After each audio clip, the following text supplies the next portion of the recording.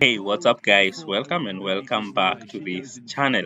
This is the Track and Field Chronicles, where we present to you all new and current races in an exciting and educative and informative way.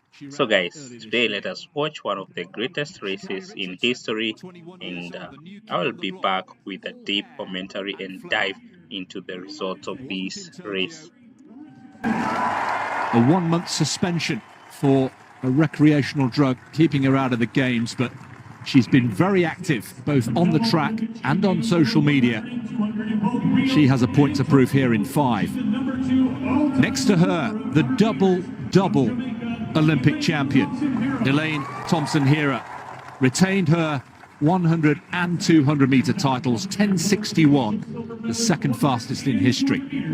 Marie-Josée Tarlou, yet again fourth, the dreaded 4th place in Tokyo, where she finished in Rio in both the 100 and 200. She goes in lane 7.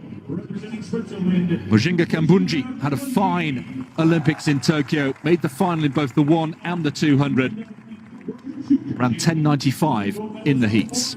And in lane 9, the youngster from Jamaica, 19 years old, Brianna Williams, double world junior champion at just 16 years old, the future, you feel, of Jamaican sprinting.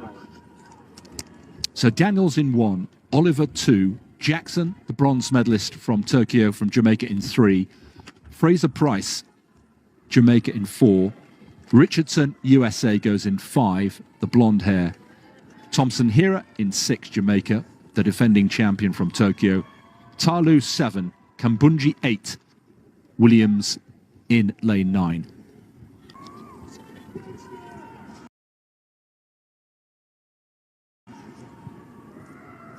Women's 100 metres. Stand up. Starter is not ready. And Tim, just a thought, the quality that has been put together just 2 weeks after the Olympic Games is real. It's the Olympic final, perhaps, that we could have had, with all due respect to Dina Asher-Smith, who's not here in the 100, but with the inclusion of Richardson, this is perhaps Olympic final quality. Well, exactly right, and there is real significance too, of course, with Sha'carri Richardson having been denied that opportunity to compete on the Olympic stage. All the more determined here. She was the sensation of the first half of the summer in the sprints, Chris, and I think a lot of people were a little disappointed when she travelled across the UK early summer and in the cold and wind and rain of Gateshead in the northeast of England was well beaten by Dina Asher-Smith. But this is more like home turf for Richardson in lane 5. So a reminder, Fraser-Pryce in 4, Richardson in 5, Thompson-Herah, the double Olympic champion, in lane 6.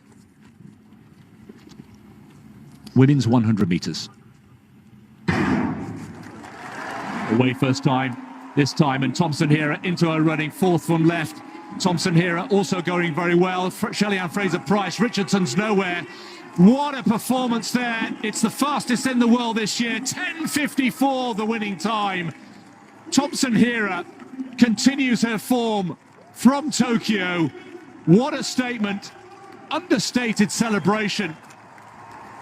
Goodness me. It's the second fastest time in history. Only Flojo has gone quicker, and she's beaten her own time from Tokyo, 10:61, and now she's just seeing it. A scarcely believable 10:54, and I'm afraid Sha'carri Richardson left in the blocks. Fraser-Pryce 10:73 in second, Jackson 10:76. It's the podium from Tokyo once again, and once again it's Thompson-Herah who is quite simply a class apart. And a Jamaican 1-2-3, Chris, and the challenge of Sha'carri Richardson evaporated well before halfway in this one. But look at Thompson-Herah responding to that fast start from Fraser-Pryce, who probably gave her the impetus to push through that second half and win by 2 meters and going away.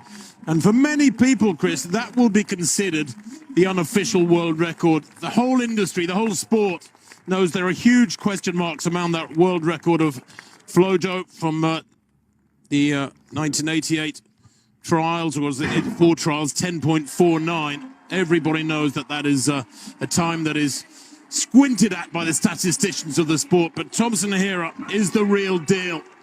Boy, how fast was she going through that second half to pull away from an athlete of the caliber of Fraser-Pryce, who, let's not forget, ran 10.63 back in early June.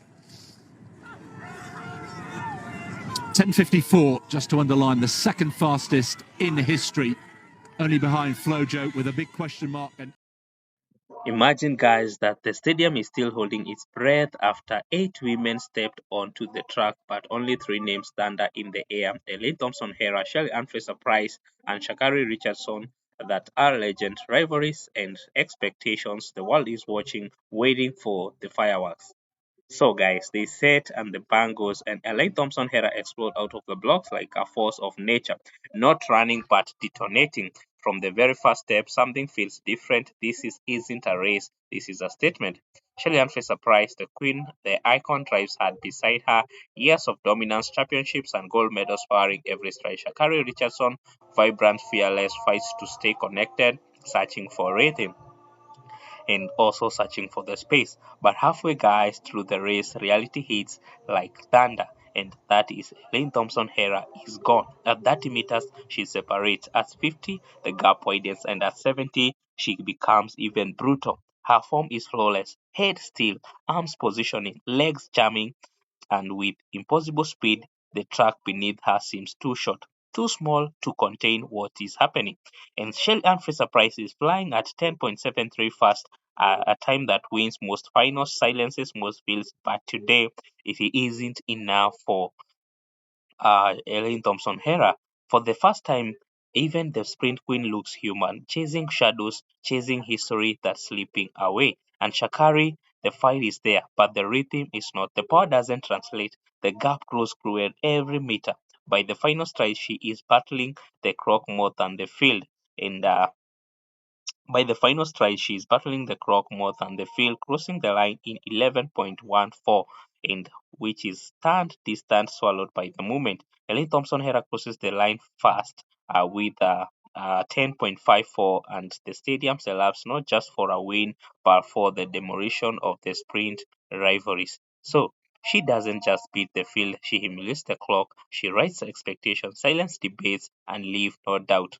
Against one of the greatest sprinters of all time, against the most talked about star in the sport, and under the brightest light, this was not rivalry, this was domination. Elaine Thompson-Herah stands alone, arms raised, calm and chaos. No celebration needed. The numbers speak, the gap scream, history bows on this track. On this day, there was no question.